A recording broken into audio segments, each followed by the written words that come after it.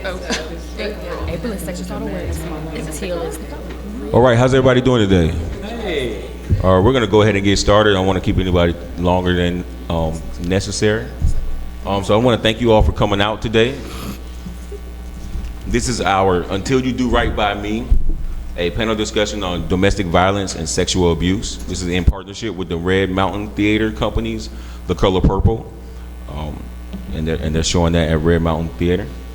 My name is Charles Woods. I'm the Education Programs Manager here, and I bring greetings on behalf of the Birmingham Civil Rights Institute and our President and CEO, Andrea Taylor. Thank you all for coming out in the middle of the day. We appreciate it. We will be live streaming this discussion, so for our YouTube live viewers, please leave any questions that you have in the live chat for a short question and answer period at the end. I'd like to introduce our moderator. Her name is Gina Malisham. She's a B-CHIP HIV testing counselor with Birmingham AIDS Outreach. So without further ado, we'll go ahead and get started. Here's Ms. Gina. Thank you. Thank you so much. Happy Valentine's Day, everyone.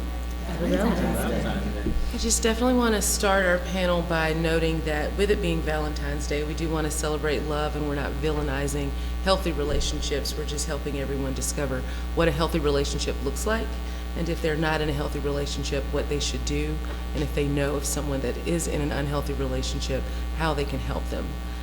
So just to bring in the importance of that, I'm going to share some stats from Alabama State, and this is from 2016, okay?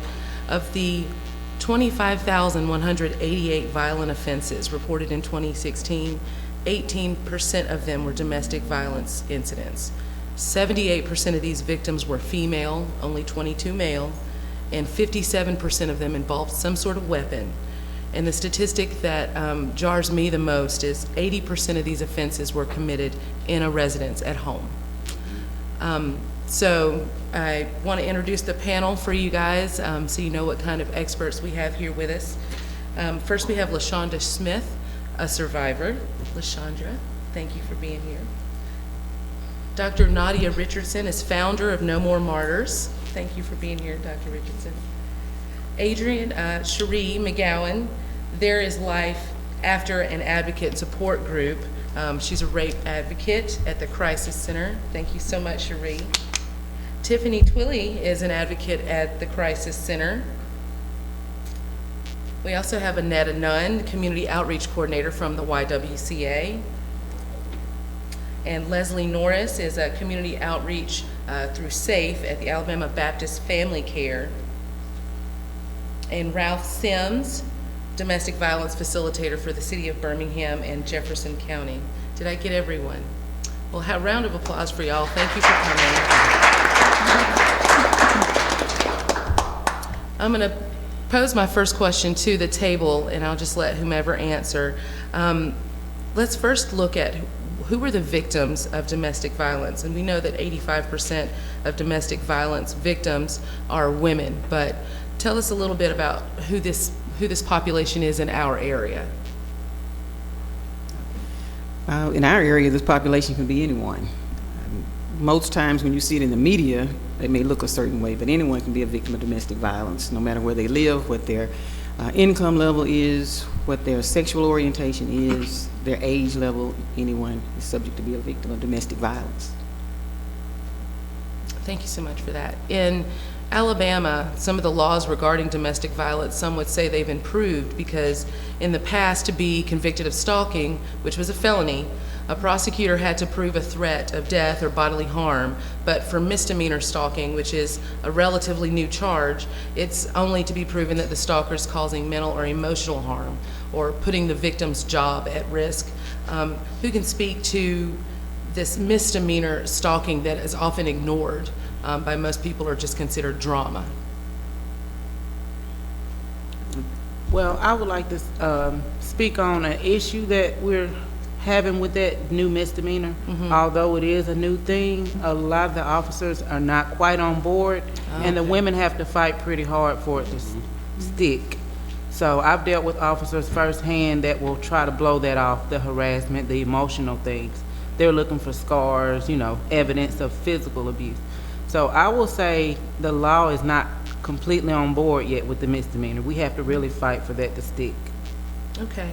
Dr. Richardson, what kind of advice can we give to women who are aiming for this misdemeanor charge and officers aren't responding, or they're not supportive advocating for these survivors? I definitely believe that oftentimes when women are experiencing domestic violence, they feel as though they have to go it alone. In building a case, they really should reach out to their support system so they have networks, whether it's providers, crisis hotline, or crisis centers, staff, the YWCA, certainly, advocacy groups like No More Martyrs, where we can speak on behalf of them, we can speak with them, we can go to certain meetings with them, we can help them gather their documentation, things that are necessary that builds the case, so they're not really having to prove it in a sense by themselves. Right. We can provide them with assistance on what exactly they need to go in the door with. Okay. Can I add something that? Yes, please. At the YWCA, we do believe that education is key in prevention. So that is one of our components. We work with law enforcement agencies and other agencies to do stalking awareness training.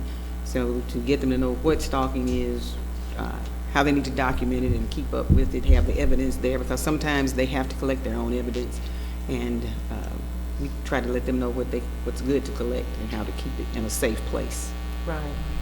And I'm going to ask this question to Tiffany. If someone isn't willing to come forward, they haven't gone to the police, but someone in their support system senses that something is wrong, how do we know if somebody is a victim of domestic violence beyond the bruises and the broken bones and the evidence of physical attack? I think that's a great question. I think so often we assume when we hear domestic violence, we assume that it's physical, and that's not always true, right? But the physical violence starts with emotional violence. It starts with sexual violence. And so I feel like if you suspect someone's being assaulted or they're being abused, I think the best thing to do is address it and ask them, right?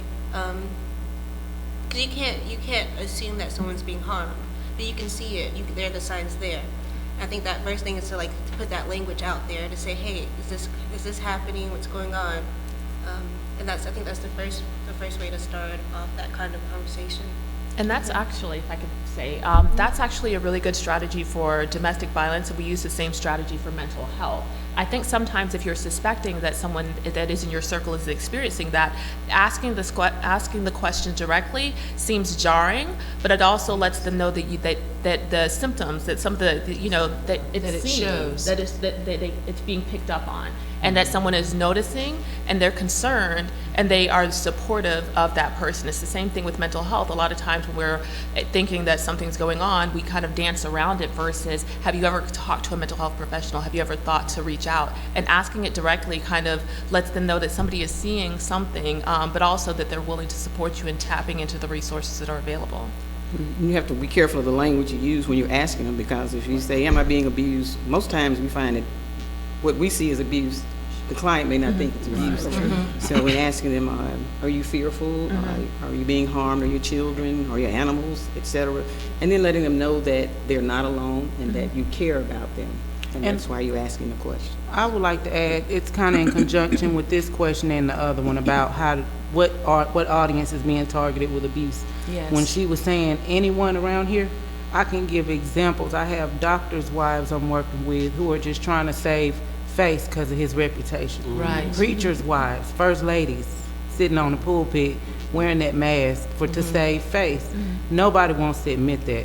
But in recognizing who's suffering from it, I've learned I pay attention to isolation. Especially if you've known the person and they suddenly change their social habits, that's a big red flag. That's my biggest thing. That's my biggest hint when they start isolating. Yes. And I'm really glad that you mentioned that, because it runs to my next question I was going to pose to Leslie and LaShondra, because you're both brave survivors, are some of the reasons why she stays, even when she knows that it's not a good place for her family, or her pets. I'll let you start. Let me piggyback on the isolation. I've never been in a domestic violence situation, so I wasn't aware of the signs that was taking place then, but I know them now. So now thinking back with the isolation, he was kind of like pulling me away from my friends, from my family, You know, my friends stopped calling, or when they call, he would say, she's not here, or I'm busy, but would never give me the message, so they just stopped calling. He tried to drive a wedge in between me and my mom. Well, your mom did this and blah, blah, blah. Well, I'll address it with her. No, you don't have to do that. So, you know, those things were taking place, but due to me never being in a domestic violence situation, it's sad to say, but you don't really get into it until it hits home. You know, so I didn't know the signs. My thing was, I was like, well, as long as he don't put his hands on me. So me not knowing that it's more than just physical, you know, that's what I was thinking. As long as he don't put his hands on me. So, you know. Right. And Cherie, you work with a support group, so I know you probably hear a lot of stories. When you realize that someone's in an unhealthy situation, you try to intervene, suggesting counseling programs and such, and someone is just adamant and they just don't want to go to counseling, they aren't having the intervention, what suggestions do you have for their loved ones? For their loved ones, oftentimes, for counseling to be effective, it's just like any other type of abuse, whether it's substance abuse, mental health, things like that. The person that it's happening to have to first want it. And they have to see it as a need, because when it's not a need to them, they think they're fine. They walk around life, I mean, this isn't happening to me. As you know, she stated, you know, it's not physical, so I think I'm okay. I don't think it's really happening.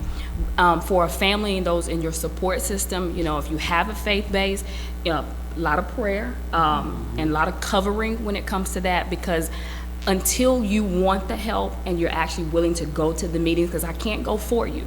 I can't do the work for you. None of us can do that until you're ready to get out that situation. A lot of the most you can do is support them, be there, listen every time they tell you it happens, because oftentimes we get tired. But I already told you that. I mean, I told you he was doing this. I told you he was doing that. But we can't get impatient with that person because you're not in that situation. You don't understand necessarily what would make me stay, what would make me continue to be in this situation. And a lot of us, sometimes we stay because of security. And it could be the fact that they provide something that if I had to go on my own, I may not. Not necessarily wanting to have myself and my children in a shelter, which sometimes just as detrimental as being at home. So it's a lot of prayer on the behalf of the family. Just support, be there, listen, and when they're ready, they will get that help. And we pray that it's before anything deadly happens. Okay. So before I move on, I'm going to share a few more statistics with you. I just want to bring awareness to how frequently rape and domestic violence go hand in hand. In the state of Alabama, there were 238 domestic violence rapes in 2016. 99% of these victims were females, and in 84% of the cases, there was a weapon involved. 85% of the time, these offenses occurred at home. So, Ralph, I'm going to ask you, what advice do we have for somebody whose partner pressures her to have sex when she doesn't want to, coerces her, or manipulates her with threats using sex?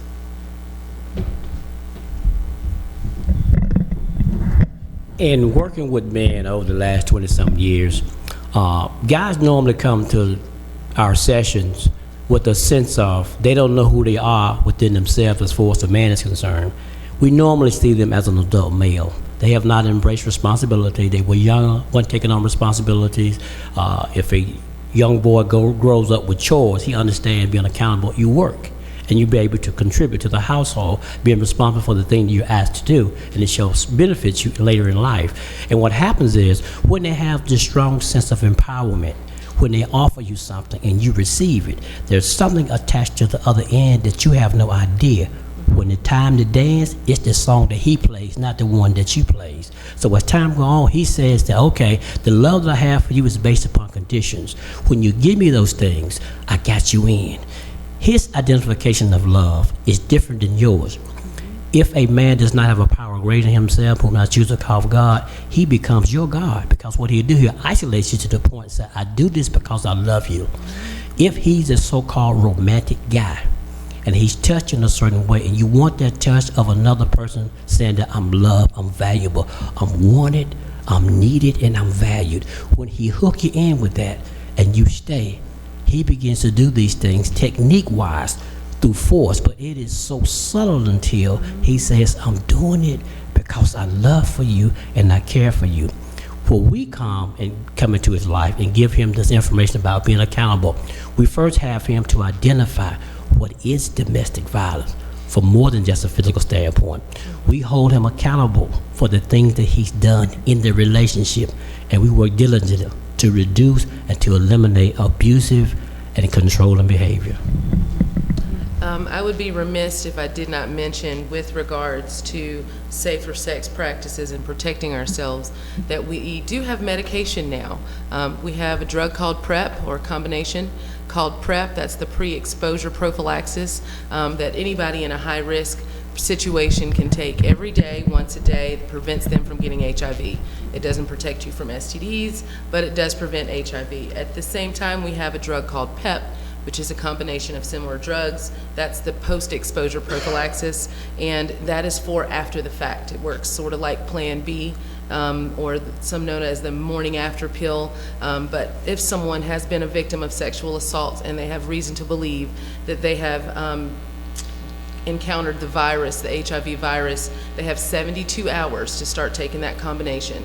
Take it every day for 28 days, and no one that we've prescribed it to at our Magic City Wellness Center has retested and had HIV. It truly does protect you from HIV. And PrEP and PEP are both available at your primary care if you request it. We also have it at the Magic City Wellness Center, the 1917 Clinic, and at UAB. So that's information for anyone to share and to keep in their arsenal to help anybody that's been sexually assaulted. Can I tie that in with the warning signs you asked about? Yes, please. Because that's another warning sign they can look out for when it's domestic violence, sexual assault, and they will not allow you to use protection. That's right. You have to look out for that. That's part of their control. And I'm sorry, he mentioned, with him mentioning control, I know it's odd, but my abuser and I are still friends. We're friends. He's the father of 5 of my kids. I can speak about it publicly because we both discussed it now. He's actually delivered, believe it or not. I know we teach once an abuser, always an abuser, but that goes to say that the way that healing took place was us separating ourselves. We realized how toxic the relationship was. Unfortunately, he didn't know that he got with something like a psychoanalysis type person. I analyzed everything about the breakdown of my mental as I was in the relationship. And I'm only pointing that out to say, the most common perception society has of a battered woman is, oh, she's weak. We've all watched the movie Color Purple. I was that little girl screaming at the TV, oh, I wish Mr. Wood hit me, I'd do it, I'd get him, you know. I never knew I would be that woman, that weak woman that took the blows and stayed, you know. So just to point out, even the strongest, most powerhouse women can be victims and often are targeted. It's something about they want to break that down. They're intimidated by that. Only a certain type of male, that is. But me separating myself from my spouse at the time, we both were able to educate ourselves, even on his mental and what took him to, we got to the root of it. So he's a much better man now, and I salute him. I get to watch him be that man to somebody else. Nobody wants that, but I guess the strength of determination to overcome the bondage of an abusive relationship with someone that you share that many kids and years with, being delivered from that gives you the maturity to be able to look and say, you know, hey, he's a healed person. Now, I won't say us women don't fault ourselves. Well, maybe it was just me, you know, he didn't hit her. Well, no, we all go through these phases of life. I happened to be with him at a phase where he was purging out a lot of internal stuff, like what they get down to the root of. And I lived to talk about it. If I'd have stuck around, he could have snapped and went too far. He can't even tell you how much control he had over his temperament back then. So I'm just pointing that out to make it real, how it could happen to anybody, even the strongest powerhouse people who say, oh no, not me. It could happen to any of us. Yes. So. And speaking to these theories and nuances that we hear a lot with domestic violence, there is a heavy argument that battering sometimes may just be a temporary loss of temper or a momentary loss of temper, but if it were, then clearly this violence would be perpetrated against others, their bosses or coworkers and friends. Can you speak to that? I'd like to hear y'all's thoughts on Well, when we do certain trainings, we talk about looking at the context in which violence happens. When you have battering, that is continual using those tactics, coercive tactics, in a pattern of doing it. So that's not a mistake. It's not a one-time anger thing. Things can happen. Somebody can lose their temper, but that's not something that happens over and over and over again. But battering, there's no excuse for that. Right. And with the battery, it has a systematic way of the person who's doing it from the control perspective. That person wants to unify you through force. And what normally happens is all other options has failed until they begin to say, you know, I'll get your attention right now. I know a long time ago when I was younger, it was something that parents used to say, if I brought you anywhere, I'd do what? It's the same mentality. And on the co-workers and society thing, I've always noticed myself with my situation and every victim I've dealt with, these men are usually well respected in the community. They usually they're the awesome brother, the awesome uncle, the awesome dad, the awesome co-worker, whatever they do. They're well respected. So when you come talking about he struck me, you're crazy. Well, what did you do? That's not like him, you know. This just goes to say, we never want to just define a person by what they're doing to their companion, but in actuality, that's your unit. But people don't tend to respect the domestic thing, especially when they're behaving themselves in front of everybody else. And so a lot of women won't be a voice and they won't speak out because they've already been outnumbered.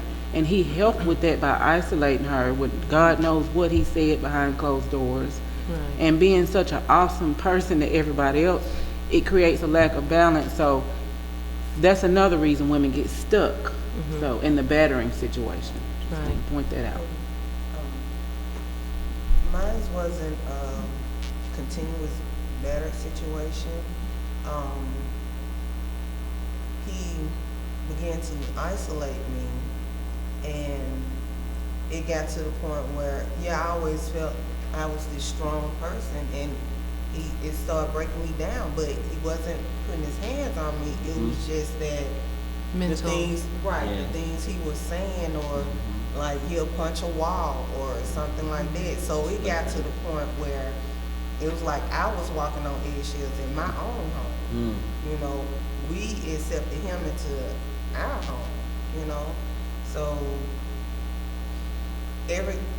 what happened to me, everything just blew up in that one night. It just blew up because before then, he never put his hands on me. So there's warning signs. Is what you're saying, to look out for those warning signs. Even if there's not a pattern of violence, there could be a pattern of symbols of violence. I think another dangerous trend I feel like I see a lot of times is this whole concept of hurt people, right? Yes. So that this man who may be perpetrating this violence on this woman, has also potentially experienced some violence and trauma in his own life that is unresolved and that he needs his own kind of counseling for. But at the same time, I've also seen men use that as a form of manipulation to pull the woman into him, to say, I'm sorry, my background, my childhood, my this. Yes. And so the woman, it silences her even further because she's like, well, I can help him. I can love him through this. I can support this through this. I'm going to help him maintain himself. But that he may not ever be truly committed to getting the help that he needs for himself. This is his outlet. The violence is his outlet. It was funny that she said that because that's what I felt like. I'm going to be the savior. So I'm not going to put him out because if I put him out, where he's going to go. So I'm just going to be the savior. I'm going to try to help him. Right. But that wasn't the case. So I want to speak to poverty as an intersection that creates another barrier to surviving. Several recent studies have explored the connections between domestic violence against impoverished women and their use of public assistance. Economic independence and employment are central considerations to women's safety. So who would like to speak to the importance of ways to stay safe on your own, beyond if you are living in an impoverished situation? The organization where I refer women, that a lot of people don't know about it. That's why I'm so glad I get to speak about it. First off, you know, everybody familiar with SAFE? Yes. Okay, that's the first thing we do. Tell our audience about SAFE. Oh, SAFE, let me tell you about SAFE. The first thing we do is we'll refer them to SAFE, because we never know right off rip if they're serious about really leaving. And SAFE is like a you can come and go type of thing. If they can remain at SAFE for at least a month, we'll consider putting them in the long-term family care program. Anyone familiar with the Alabama Baptist Children's Home Ministries? Tell us about that. Okay. I grew up there as a foster kid. They've got tons of programs. I never knew that I was going to be grown and battered and call them just to tell them about it, and they'd be like, well, you know, we're not foster parents anymore. We now help women who need to be on their own again. And guess what? Most of those women are women who were married, battered, abused, and now they're trying to do it alone. And I was one of those women. My foster parents were the case managers, but they had to treat me like one of those women. I stayed there a year, but where I'm going with this, the mentality of a battered woman is often, ooh, how am I going to do this alone? Where do I start? They're all over the place. Not only are you a fragment of yourself because you're broken, you still have to function in society and make things happen. So that program attacks everything. Credit, they help you fix your credit. They help you get a job. You have to report 30% on your food stamps that you're paying, 30% of your paycheck wherever you work. You give it to them as if it's rent, but it's not actual rent. They're putting it in a savings account for you so that when you leave in a year, you have a good lump sum start, a fresh start. They will help you with housing. They'll help you place you in housing. They will pay the first few months' rent and utility bill to give you a good start. And what really shocked me, the biggest thing women that keeps them anchored, how do I pack up and move everything I have? I don't know about y'all, but I had to jump city. I had to leave everything behind. And I had been doing that before when I would leave, but this time I had a professional who deals with women like me who actually raised me. I just lost touch with my foster parents and didn't know what they were currently doing. She's like, well, Leslie, you bring those babies, you don't bring nothing but clothes, whatever toys they want to play with, and make sure you have your own transportation. That's all you need. Leave everything else behind. That stuff will have you stuck with him for God knows how long. Those bills will continue. We'll help you with that. I was shocked, like, what? So only thing left to do is me make a move, right? So I'm thinking they're showing favor because I'm their straight A student. I was the good one that came out and did something with herself. They showing me favor. No, this is a freedom to any woman that wants help. And share the name of this organization and how to reach out to them again with our audience. Okay, that's Alabama Baptist Children's Home Ministry. The website is alabamabaptistchild.org. They have locations all over Alabama, but you can't speak of them because, you know, we don't want to expose the location, but I will tell you there's one in Alabaster, one in Gardendale. It looks like a regular suburb neighborhood. It's meant to look that way. But in the inside, you have apartments in there where these women are taking care of their kids and becoming independent again. They get a year to get it together. If that means I want to go back to school, whatever, if they get a year to get all that stuff started, it's up to them to take advantage of all the programs. But a counselor actually comes and talks with you about your goals, pushes you. I could go on and on about this program. I'm so sorry I got carried away. That's very helpful. That's one of the services we offer through the YWCA. Yeah. We are one of the 17 agencies under the Alabama Coalition Against Domestic Violence and has programs across the state. Our hotline number is 205-322-4878, 24 hours a day, 7 days a week, where we have a myriad of programs from shelters to counseling to victim support groups. We have a housing program, and we also work with other organizations. When we might not have the resources, we partner with others to make sure that these women, and we also service men, because we don't want your audience to think that we've forgot about men. We know that some men are also abused. And tell us about the services at the Crisis Center. We have counseling, we have support groups, we have our SANE clinic, we have some resources like the crisis line, and that number would be 323-7777, and then the rape response line. So if you've been assaulted or know someone who's been assaulted and you're looking for resources, or if you want to come in and get an exam done, that number would be 323-7273. And we offer counseling, we offer support groups, we have secondary survivor counseling, and that's also because when something traumatic happens to one person, it's not just that one person that it happens to, it happens to the people that care about them. And so we want to make sure that we're servicing everyone in the best way possible. And you mentioned the SANE clinic. I know some people may not understand the acronym, but that's the Sexual Assault Nurse Examiner, Yes. correct? Yes. And what is, I know some people think if you've been sexually assaulted and you don't go and see that same nurse right away, you may as well not go.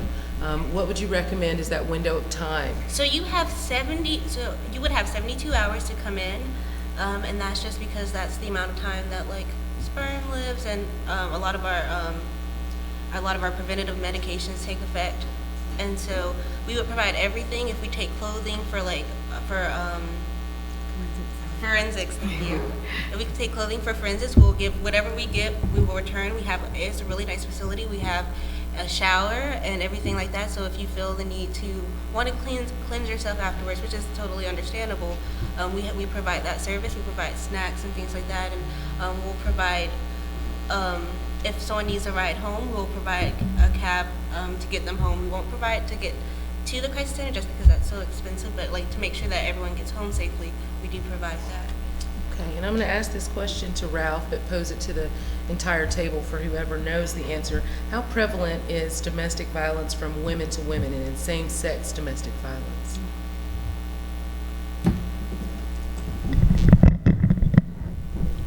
I have not had a whole lot of experience in having same-sex groups, but early in the early 90s, I had an opportunity to revisit that and learn a lot. And what I find that in that situation, normally there may be a more dominant person, more submissive person. What happens is they begin to take on the role of the other gender. But by the same token, where my concern comes in that regardless of what relationship that you're in, the love that you're in, the violence is the one that needs to stay out. Because if you're in a consenting relationship and that's the way you want it to be, that's where you see love, I have nothing against that. But when the violence kicked in, saying that one person's not doing something else in the name of love, then that's when it began to change. So you know what have I done? Am I not worthy anymore? And what happens is we all bring out issues. I'm involved with a group called Brother Let's Talk. And I find that a lot of men, and it's outside of they're very professional, very intelligent, but a lot of men come to that circle not realizing that they may have been diagnosed with some sort of mental illness when they was in middle school. They stopped taking medication, they finished school, they're very successful. By the same token, there are these secret issues of their life that they don't want to tell anybody about. But when they come around, they start saying, we're not trying to bash you about some things. If you had certain experience, if you had some same-sex relationship, we're not going to bash you about those things. And the thing too is that when that's the case, society sees it one way, but you in the relationship, they see it the way you understand it. So as far as that goes, my thing is, if that's what you want to do, if the violence is there, it changes the dynamics of the relationship. The other part of it is between you and the God of your understanding and how you want to enjoy life. Could you argue that? There haven't been a lot of studies done on it, but we understand that some people say it's even higher than a heterosexual relationship. Okay. And you will see the same dynamics. And the only thing I'll add to that, you're going to see the power control, the isolation, economic, physical, verbal abuse, the same. Right. You see the same dynamics, but when one of the other things that added to that, it's another barrier to keep people from leaving the relationship. Because if nobody knows that I'm in a same-sex relationship, I can hold that over your head, that you try to leave, and I'll put you on social media, and it's out there for everybody. Is there a stigma about men reporting domestic violence? Take it away, I guess I need to say something about that. Usually what happens is when a guy comes to announce that he's been abused by his girlfriend, okay, or significant other, his manhood is challenged. And nowadays, we said that you was perhaps dating Respucia. Y'all know who Respucia is, right? And your name is Norbert. So we try to give them opportunity to say, well, okay, that happened, that's a girl that you chose. But on the other hand, there are some guys who grow up and they will be considered mama's boy. Mama has done everything for him. So when he finds a mate that he loves, he always compares her to who? Mama. So now, which means that as time go on, he's the person who not willing to maybe be optimistic and step out there. His encouragement comes from mama. He's a more instructional kind of guy. That's just the way he is as a man. But when he comes to this has gone too far, man, when he begins to show not only the physical bruise, but the fact is that, man, she's a dream killer. Every time I want to do something, she's pushing it down. But someone or God is putting these things in my heart to do, she's standing in the way. So when he comes to a circle of healing, he's feeling broken that he don't fit into the man box. But it's very important when men come to a circle of other men that they can be not judged by the fact is that we all have issues in life.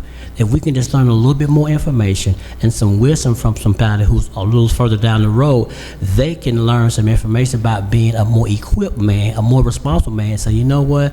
If you can pray, provide, protect, participate in the life of your child, your children, if you find something romantic, move in that direction, but you're going to need to have some experience, some information to keep yourself in check. Because if a little boy grows to be a man who's out of check, he would do anything. The police will always be looking for him because he has no structure in his life. So that's the stigma attached to it. I think also, if you're talking about exploring same-sex, intimate partner abuse, or the stigma of abuse, of men who have been abused, you really have to pull back the layers of gender expectation. And I think in hearing that it is more prevalent in same-sex relationships, it's just because this idea of performative gender and gender expectation plays out in different ways and probably to greater extremes in same-sex relationships because someone, you know, is going to take on a particular role. And then for men who are abused and being silenced in regards to their manhood being challenged if they say anything, then we really need to reevaluate and re-envision what masculinity is and how can we re-envision it in a way that's more holistic and human, where their expression of vulnerability or even joy or happiness, you know, and not just this stoic, you know, I'm a strong man all the time, which is an unrealistic expectation for anyone, because we do that in No More Martyrs, really kind of dismantle this idea of the strong black woman. Well, how can we re-envision that in ways where we can embrace our vulnerability and tap into our sources of support when we need them? And the same thing needs to be done for men, especially black men, is that, you know, this performance of gender and I'm a man and I'm strong and I'm not going to report when something is happening to me is damaging, but it's also something that's so heavily ingrained from the time that they're born and reinforced in the community a lot of times and even in the church a lot of times, and all of those things need to be addressed.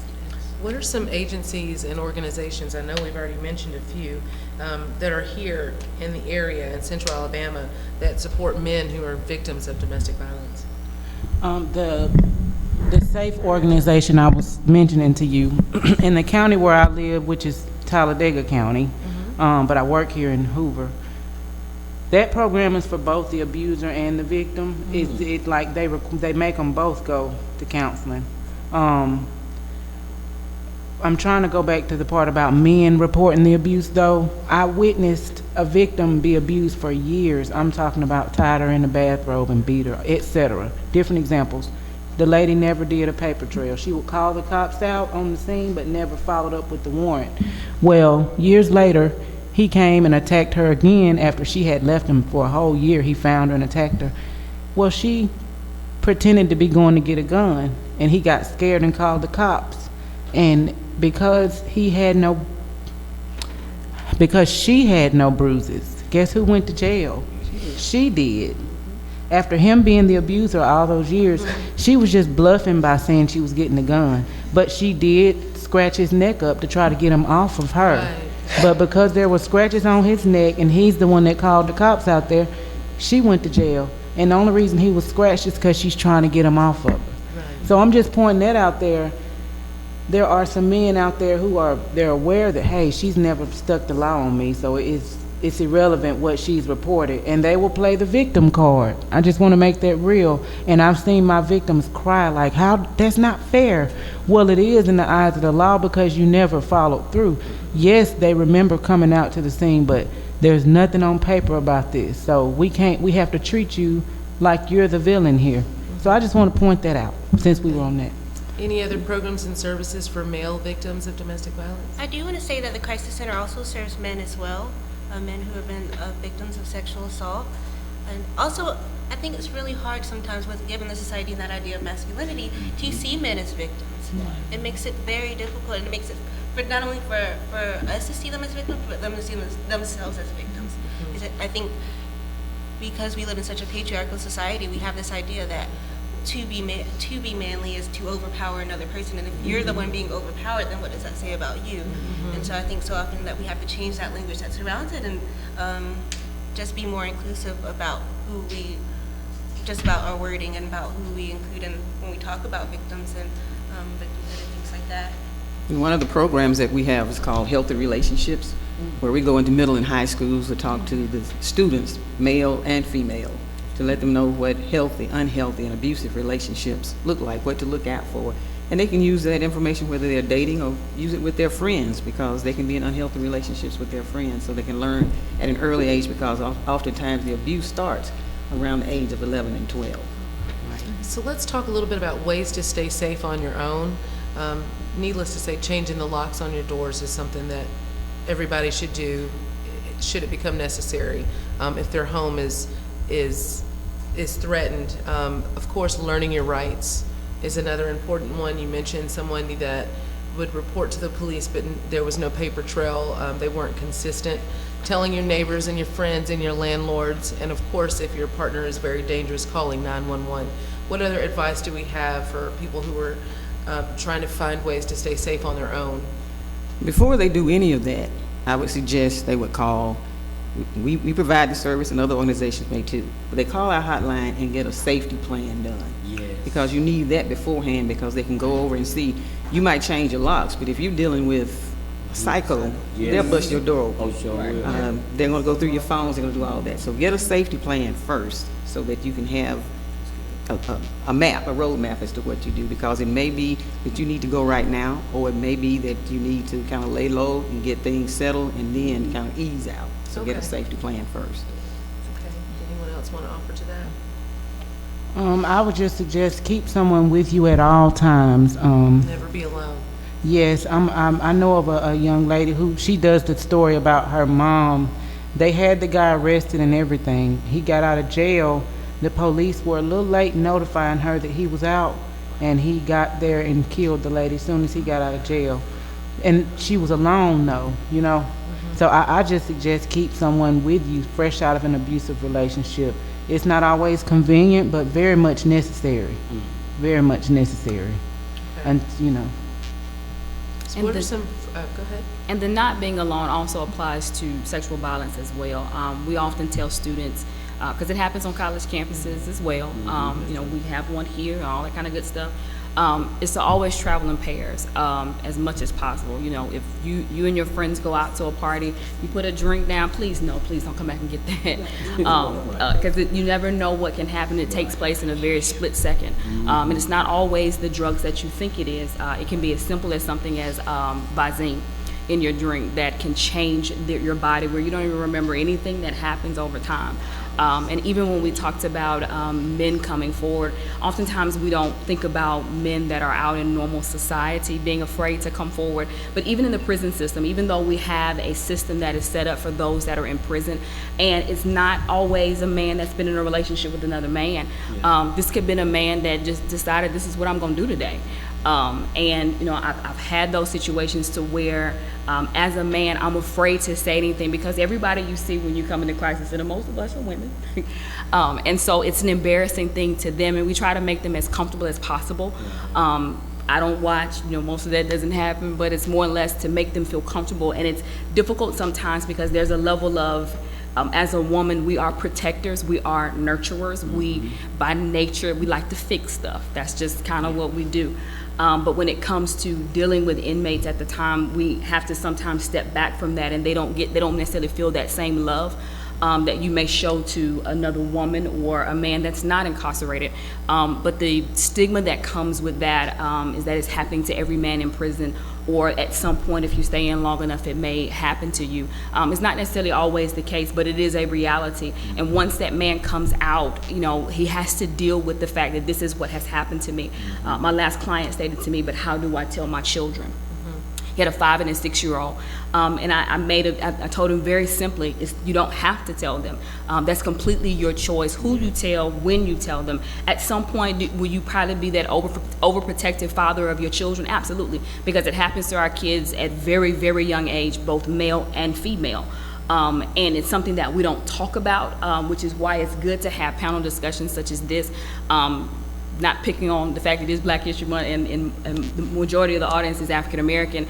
We don't talk about this. We don't talk about domestic violence. We don't talk about sexual abuse, but it's been happening in our communities for years. Yes. It's been happening since well before slavery, but we don't want to talk about that. And so we have the young man that grows up that has seen sexual violence or has seen domestic violence, and he's never recovered from that. Because if mom stayed, God forbid, or we have whatever reason it is behind why we stay. When we stay, that young man or that young woman that's in the household, we see this now as normal. We think this is how life is supposed to be because mom stayed. Well, if it wasn't okay, then she wouldn't have stayed. But that's not necessarily the case either. And we have to teach our children, we have to teach each other and hold each other accountable for our actions. And as she stated, we have to report and have that paper trail. And see, a lot of times, you know, we grew up with what goes on in my house stays in my house, and it's killing us. I sure did. I did too, but, you know, I'm different with my kids. You know, they didn't see it happen, but they knew it took place. Right. So we talks about everything that, you know. And you know, studies have shown that children who grow up in an abusive household, particularly boys, are twice as likely to become batterers. And then that goes back again to how we don't want to talk about mental health issues. Yes. They don't have to turn out that way. If there's some loving person influence in their life, they don't have to go down that road. So that we as a community have to become involved to watch out for children, not only my children, but your children. Let that person who we see in an abusive relationship know that they're not alone. They're thinking they're alone. They don't know it's just millions of others just like them that's out there. So we have to let them know that these resources are available because they're thinking they're not. You know, they say, well, I would leave if I could afford a divorce, but I can't afford it. Well, we offer that service. If you meet the financial limitations, you can get that done free of charge. And you said that that's twice as likely. Share that statistic again. Is young men who grow up in an abusive household are twice as likely to become batterers. And if they're growing up and you got teenagers, they're going to defend their mother. Oftentimes they get hurt, sometimes they get killed. We just had an incident with Tuscaloosa where he's defending his sister, and he was killed, 18-year-old high school student. Okay. From what my ex told me, he said that they saw their dad kill their mom. You know, and he said everybody used to always tell him that he's just like his dad or look like his dad or gonna be like his dad. And he said he tried so hard not to be like his dad, but he ended up doing the same thing. The only thing is I survived. Before we close, you guys. Oh, sorry. One of the things that Chief Nunn was talking about, and of course we deal with that with guys who we see from a domestic standpoint, they've witnessed domestic violence, and what happens, I find from my personal experience is that if they grow up in that situation, they've accepted that as being normal and how to resolve conflicts between men and women.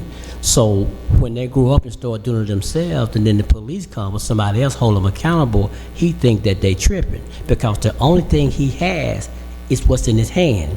But if he's offered additional information, says, you know, what happens is, and that's one of the things that a lot of men struggle with, that if a woman is precious, you're not to teach her. Well, you're not to try to train her to do the way you want to do things, but if she's loving and caring, she'll do it on her own. She don't need your force. You don't have a sense of entitlement. And a lot of men have not learned the ability to talk on an intimate level, to interact on an intimate level, because it puts us in that feminine or masculinity side that says, I care for you, but you've hurt me. And the anger, what happens is they get angry and hurt confused, say, you done pissed me off, but really and truly, it's only hurt. And they can't express it in a way that says, you know what, I love you, but baby, this hurts me. I can't do anything but cry. And they see that as being weak, but it's also being human. So you know what? The love that we have, the same thing that made me laugh, the same thing that made me cry. But I'm not willing to walk away from this. I'm willing to say, what have I done to cause this? And if you own up your side of it, say, you know what? Maybe this relationship may not working out for us. But it's not working out for me. So what can we do? Once you put forth that effort, and all his history tells him he need to slap her and put his finger in his face. When he stopped doing that, he does other things. He has grown, but he's not have enough experience in doing it. But when he does, he say, you know what? Man, I'm growing up now. And when he tells that to another man, it allows him to be, say, you know what? And little boys always want to say, make daddy proud. Watch me, daddy, watch me, daddy. You know, mamas do what they do, but when they say, my daddy proud of me, that feeds into our real self-esteem as far as being a man. But when he grows up and does not have that example of what men look like and what they do, he's missing that. And he's trying to catch on the backside saying, you know what? No, it does take a lot of time, because my experience shows me that when men are incarcerated, it is a correcting facility, but they turn down the corrections. Before we close, I want to ask each of you to share with us one thing that someone in a support system can say to someone, be it male, female, or other gender nonconformity, to help them when they're afraid to leave. What can we say to someone that's just afraid to leave a domestic violence situation? Let's start with you.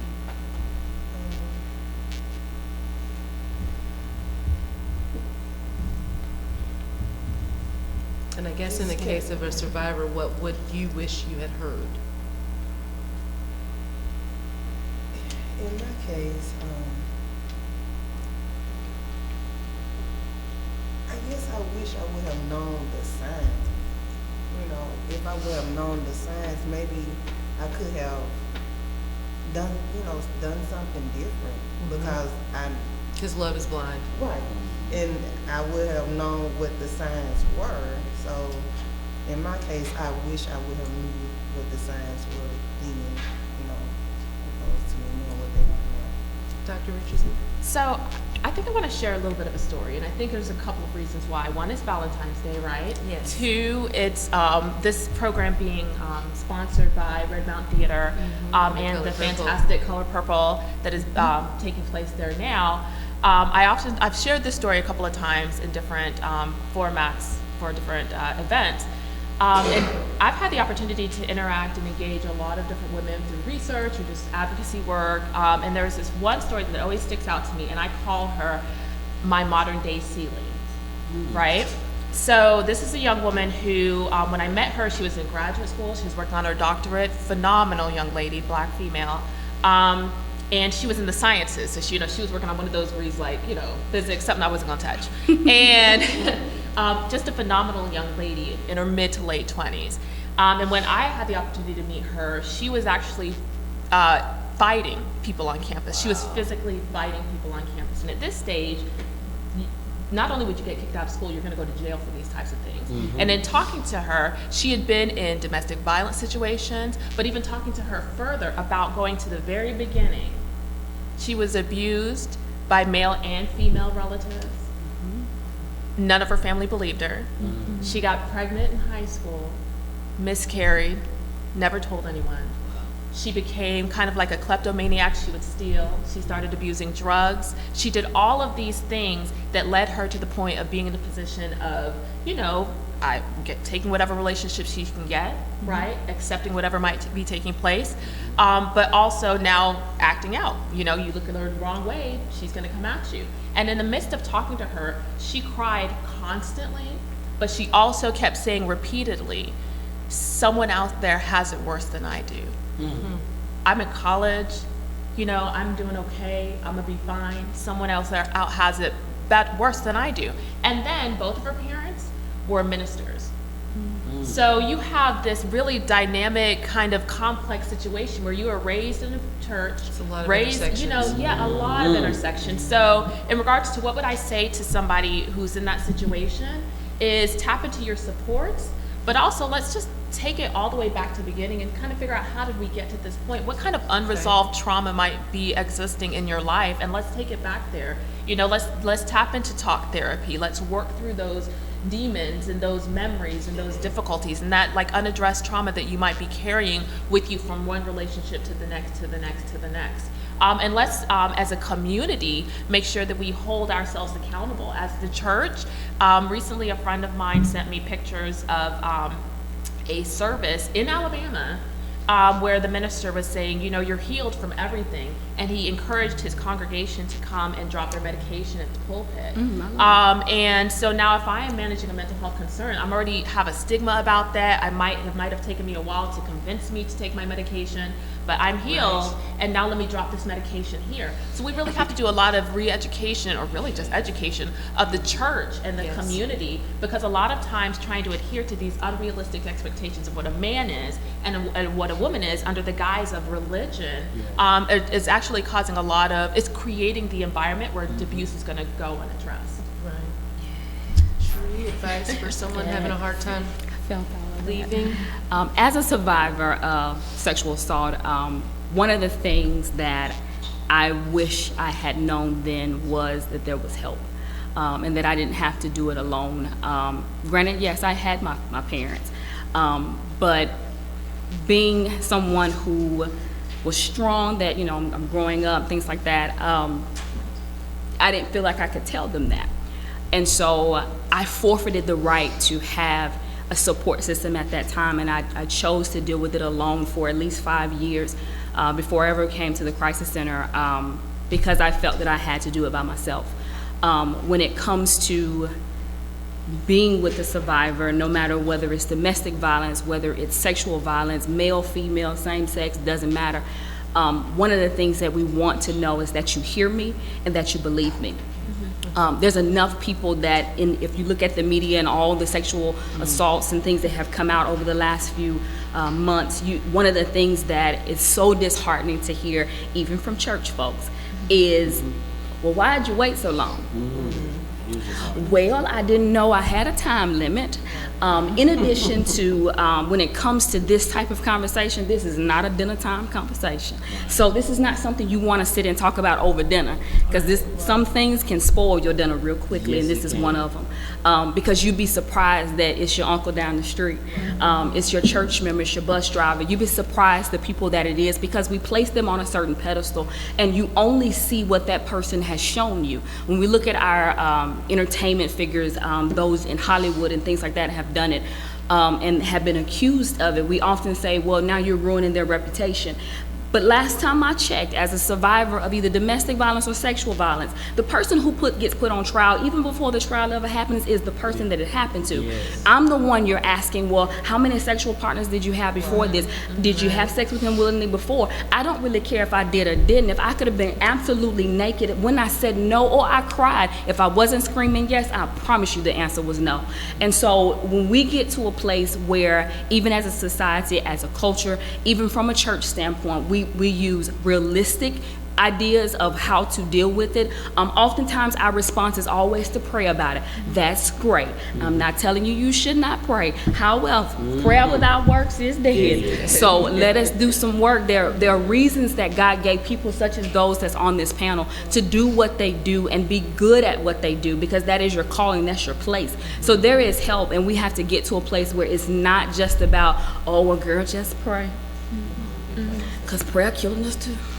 So the promise of hope and a support system is what you're showing. Yes. Tiffany? So for me, I think one of the biggest things would be to put words to it, right? So maybe you're feeling maybe you notice a friend or someone is feeling more anxious than usual or more depressed, right? And they don't know why, because again, these things are so insidious, because if someone didn't hit you, then you aren't being abused, right? That's the mentality that carries forward so often. And so just talking with someone, just say, hey, are you feeling safe? Are you feeling more anxious? Just putting that language there, and also destigmatizing it as you do it, right? Because it's such an embarrassing topic for someone to admit to someone. And so just being there, living in that uncomfortable space with them, and knowing that, and letting them know that you're there for them, and offering resources, and offering just education, even if it's just a conversation, right? Just talking about red flags and talking about manipulation and coerciveness and all of these, economic abuse, everything, all these topics that aren't necessarily the funnest things and won't like, you know, make your dinner more enjoyable, but it could also be helpful to someone. It could be the difference between survival and death. And I think that's just one of the biggest things, is just talking with someone and figuring out where they are in life and figuring out where you can meet them. That's one of the models at the Crisis Center, meeting someone where they're at, right? So how can I meet you where you're at? You can't expect someone to be further along in their journey of surviving if they haven't even begun that journey. And so that's what I think conversation is meant to do. Sharing resources definitely shows that you care enough to have already looked into how to help this person even before you approach them. What advice do you have? Well, first of all, I'd like to thank the Civil Rights Institute and Red Mountain Theater, who's doing a fantastic job with The Color Purple that shows you all forms of domestic violence in that play. It's really captivating. Yes, excellent. I would say, I mean, there's so much I would need to say, so I would first say, if you are contemplating leaving, you're trying to decide, please call our hotline where you can talk to a professional and they can kind of go through it with you, work out a strategy, give you resource information. And if it's something that we don't handle, we work with other organizations, like we don't do sexual assault. We refer them to the crisis hotline. And share that hotline again? It's area code 205-322-4878. If someone needs training is key. I mean, you mentioned the church, and we've got a special curriculum just for them. You know, because if you don't go to your pastor if they are not trained in the dynamics of domestic violence. They can get you killed and themselves. That's a whole nother story. Very good notes. But call, we do the trainings for different organizations. It's free of charge. Some of you can even get, if you need credit for it's health related, medical, etc. We don't charge, but you can get your hours. Oh, CEUs. CEUs. Okay. Yeah, so if they give us a call, we can provide the training. I would like to point out, as far as helping someone finally make that big decision to get out, to leave. You would think it would be easy, but what we have to understand is the battered woman who's been in that predicament, they're usually in a very confused state of mind, just all over the place. They want out, but they're confused. Why am I not gone? I'm asking for help, but low-key, I might be right back here. When I was in that predicament, I wish someone would have really, I was a ballet girl, jazz girl, beauty pageant girl, college chick. I was a lot of things that a lot of girls my age wanted to be. I thought I was very confident, the best self-esteem.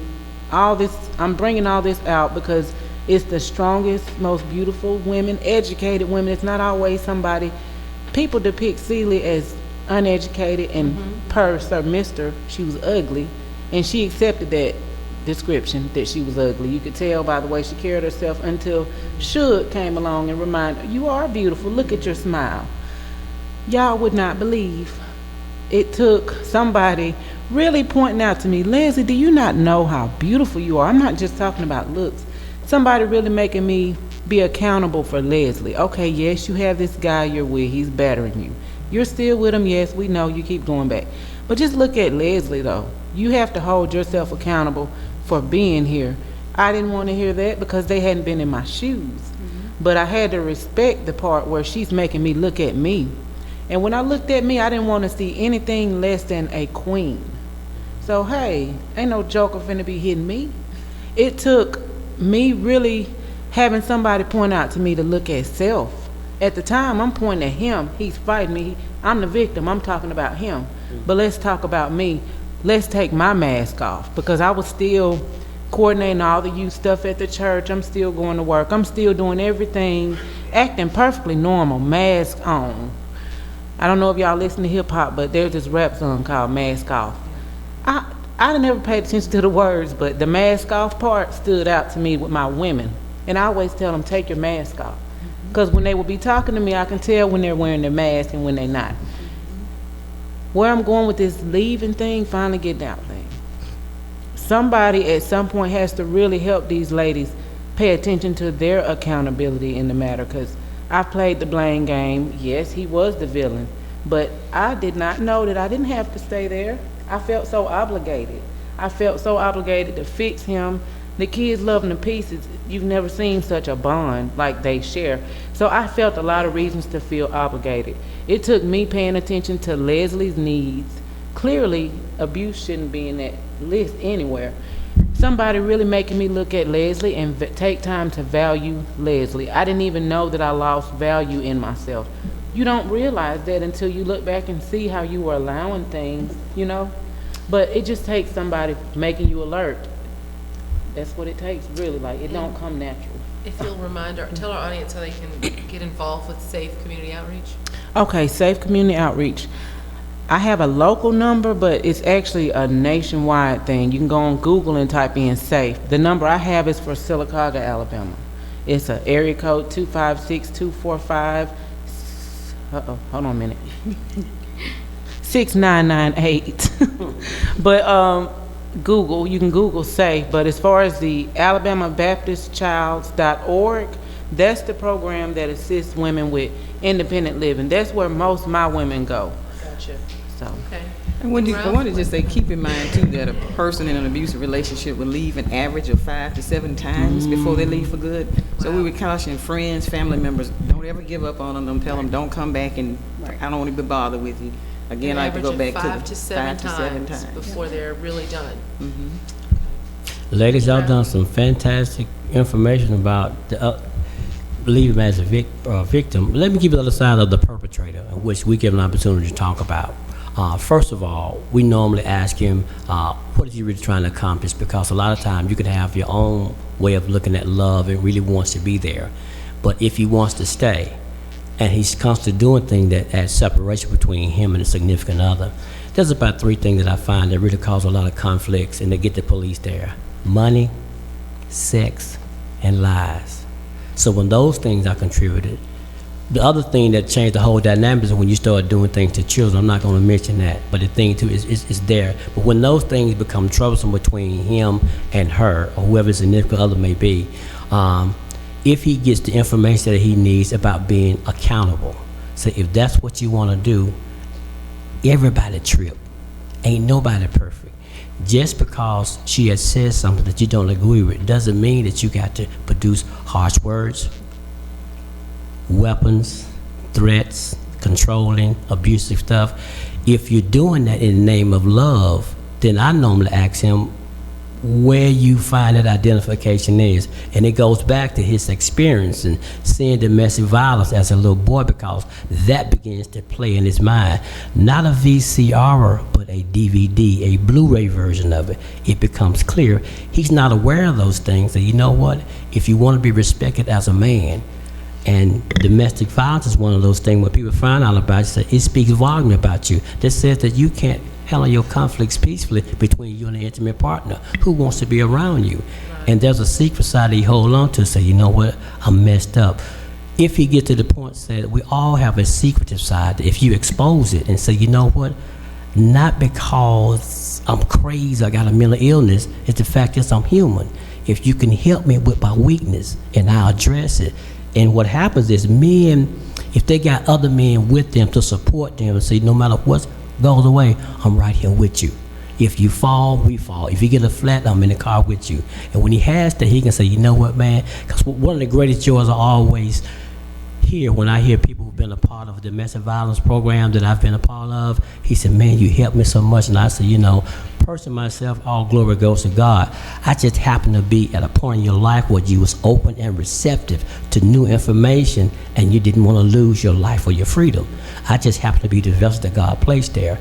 And one of our programs that we deal with is called Freedom from Violence, and that number is area code 205-470-3173. That's for the Freedom from Violence. I want to thank all of our panelists. You guys have been amazing. You've shared some information that I've never thought about for certain.